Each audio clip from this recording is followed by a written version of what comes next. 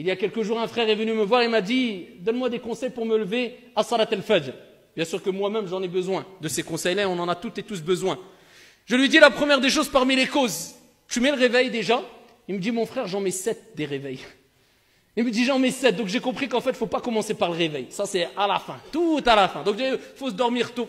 Ça, tout à la fin. La première des choses, c'est de prendre conscience quelle est la récompense de Salat al-Fajr, wallahu a'lam.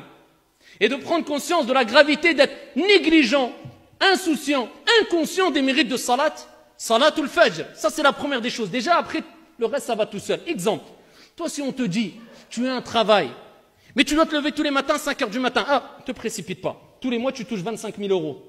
On n'a pas besoin de te dire, mets le réveil, pas mets le réveil. Toi, le mérite, la récompense, ça y est, elle a plié toutes les autres causes. Ne lui parle même pas de réveil ou pas. T'inquiète, sans réveil, il va se réveiller à 5 heures du matin. Sans réveil, son corps va se régler en 2 jours. Lakin, pour Salatul Fajr, on a du mal parce qu'on joue que sur les causes matérielles. Mais c'est logique. Regarde les causes spirituelles, ce qui doit te motiver, t'apporter une conviction ferme que tu dois te lever à Salat al-Fajr, c'est un bien pour toi. À ce moment-là, c'est facile le reste. Vous avez compris? Donc, le réveil, l'histoire du réveil, c'est à la fin. Donc ici, la première des choses, c'est les mérites, prendre conscience de la valeur et de ce que tu rates, ya Abdallah. Si tu rates Salatul Fajr, et la honte, qui est le fait de te réveiller, peut-être te dire les anges, ils ont dit, ah Allah, on a trouvé Foulan et Allan en train de dormir. Allah en a connaissance. Et ils ont attesté de cela. Et déjà ça nous permet de voir ici où est notre degré de foi. C'est pour ça, Salatul Fajr, c'est quelque part une métaphore, le thermomètre de l'iman, de la foi. C'est pas l'aspect extérieur, comme je vous dis souvent, l'aspect, un beau camis, une belle barbe. Je suis pas en train de critiquer et dénigrer, moi-même j'ai la barbe, moi. Faut arrêter avec. Le principal, al-qalb et al-a'mal, les actions qui sont obligatoires et qui sont les plus importantes. Ensuite, on sait que tout est important en islam, mais il y a des priorités. Comment ça, tu vas me dire par exemple une personne qui a une apparence d'un pieux, d'un vertueux, d'un compagnon. Il ne se lève pas, Salat al-Fajr, je comprends plus rien là. Ils sont où les priorités? Je ne comprends plus rien. Donc, le thermomètre de ta foi, Salatul Fajr.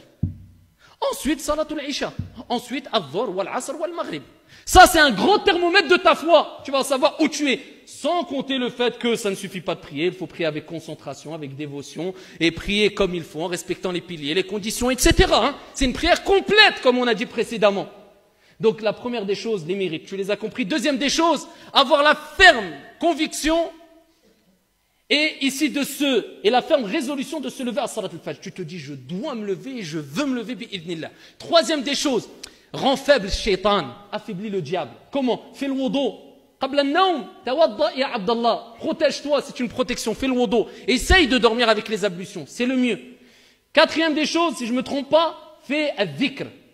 L'évocation et l'invocation. Shaitan va s'affaiblir encore. Tu es en train de te protéger. Si tu récites Ayat al-Kursi tous les soirs, Allah envoie un ange qui te protège toute la nuit, bi'idhnillahi azza wa jal. Shaitan, il s'éloigne de toi. Parce que la cause principale qui fait qu'on a du mal à se lever à al-Fajr, c'est notre âme qui est influencée souvent par les plaisirs et la paresse et le laisser aller. Et Shaitan aussi. On ne met pas que la faute sur Shaitan, mais il y a Shaitan aussi. Donc ici, affaiblis Shaitan. Fais le dhikr. Et particulièrement Ayat al-Kursi, Surat al-Ikhlas, al-Falaq, al-Nas 3 fois. Et fais comme le prophète alayhi salatu wa sallam faisait. Réunis tes mains et récite al-Falaq, al-Nas, al-Ikhlas 3 fois, souffle dans tes mains et essuie ton corps. Ça, c'est parmi les choses recommandées à faire avant de dormir. Déjà là, tu t'es prédisposé à te lever à Salat al-Fajr, incha'Allah ta'ala. Quand tu te réveilles, eh bien, comment tu dois réagir? Tout de suite. Parce que dès que tu ouvres l'œil, on sait très bien, on les ouvre peut-être 20 fois. Tu as le temps d'avoir éteint 5 réveils, tu ne t'es même pas rendu compte que tu as éteint 5 réveils. Le premier déclic que tu dois avoir, c'est le dhikr. Pourquoi?